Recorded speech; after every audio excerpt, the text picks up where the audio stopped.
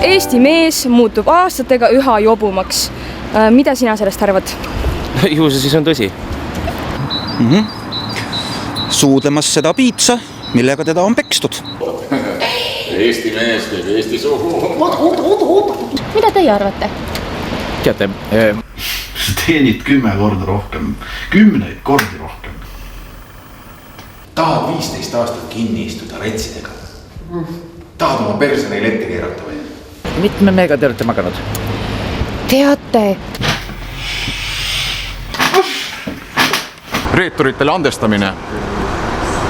See on uue reetmise toetamine. Mida? Mis pärast peaks meie presidendi proua hakkama rolli uisutama? Sport on kehakultuur. Go! Eesti mees! Kui küülikut küllalt kaua peksta, õpib tikku tõmbama.